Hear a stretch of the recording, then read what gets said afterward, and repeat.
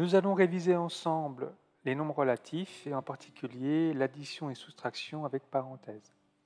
Tu vas avoir 4 exercices à faire pour t'entraîner. 2 remarques avant de démarrer. La première, pour tous les exercices, la calculatrice est interdite, sinon ça serait beaucoup trop simple. Et juste après, tu auras la correction de tous ces exercices avec des explications pour que tu comprennes les méthodes importantes à connaître dans ce chapitre. Voici les énoncés.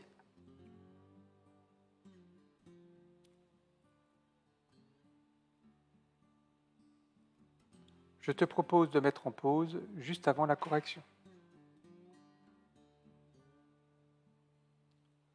Correction. Exercice 1. On te demande de calculer moins 4 plus 7. Alors voici comment moi je l'explique à mes élèves. C'est une méthode qui en général est plutôt efficace. Je te montre le principe. 4 fait partie de l'équipe des moins. 7 fait partie de l'équipe des plus. Ces deux nombres ne sont pas dans la même équipe, donc je les soustrais. 7 moins 4, ça fait 3. Ainsi, je sais que le résultat sera 3. Pour trouver le signe, eh bien, je garde le signe du nombre le plus grand des deux. Entre 7 et 4, c'est 7 le plus grand. Son signe, c'est plus, donc le résultat sera plus 3. Deuxième exemple, b égale moins 3 plus moins 5. Même principe, 3 fait partie de l'équipe des moins, 5 fait également partie de l'équipe des moins. Ces deux nombres sont dans la même équipe, donc cette fois-ci, je les additionne. 3 plus 5, ça fait 8. Je sais déjà que mon résultat sera 8. Et pour trouver son signe, étant donné que 3 et 5 font tous les deux partie de la même équipe, eh bien le résultat sera aussi moins.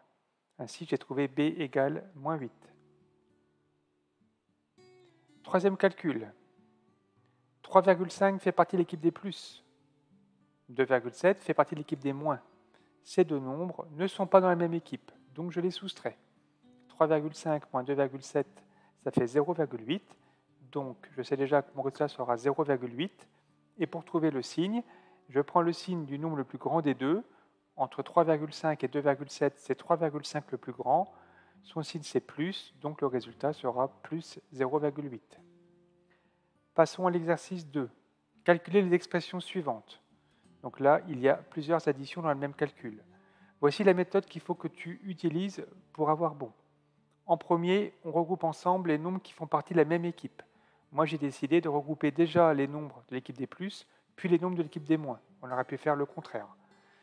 On calcule ensemble les nombres d'une même équipe, ce qui me donne plus 21 plus moins 16. Et maintenant, j'applique la méthode vue dans l'exercice 1 pour trouver que le résultat final sera plus 5. On va appliquer cette méthode pour le deuxième calcul. Donc là aussi, j'ai regroupé les parenthèses positives en premier, puis les parenthèses négatives. Je les calcule ensemble, ça me donne plus 21 plus moins 10,3. Et donc j'effectue le calcul et je trouve plus 10,7. Exercice numéro 3. Cette fois-ci, on te demande de calculer une soustraction. Donc on va essayer d'appliquer la même méthode, mais tu vas voir, il y a une petite différence que je vais te montrer de suite. Au départ, on fait pareil. 5 fait partie de l'équipe des plus. Au départ, 3 fait partie de l'équipe des plus.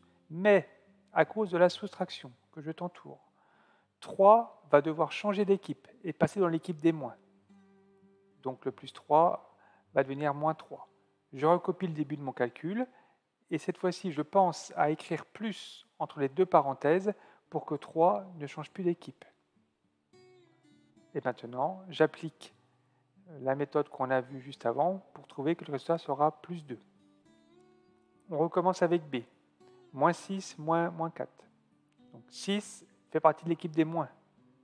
Au départ, 4 fait partie aussi de l'équipe des moins, mais à cause de la soustraction que je t'entoure, 4 va devoir changer d'équipe et passer dans l'équipe des plus.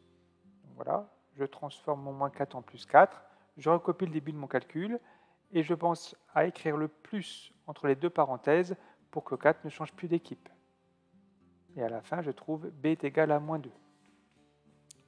Donc maintenant, on va faire C et D en allant un peu plus vite. C égale plus 8 moins 2. Donc je J'entoure la soustraction qui doit me faire penser à changer d'équipe. C'est 2 qui doit changer d'équipe et qui va passer dans l'équipe des plus. Voilà, je pense bien à écrire le plus entre les deux parenthèses pour que 2 ne change plus d'équipe. Et à la fin, je trouve plus 10. Pareil pour D. Donc il y a une soustraction. Donc je sais que c'est 3 qui va devoir changer d'équipe et passer dans les moins. Voilà, donc je transforme mon plus 3 en moins 3. J'écris bien le plus pour que 3 ne change plus d'équipe. Et à la fin, je trouve moins 10. Dernier exercice, exercice numéro 4.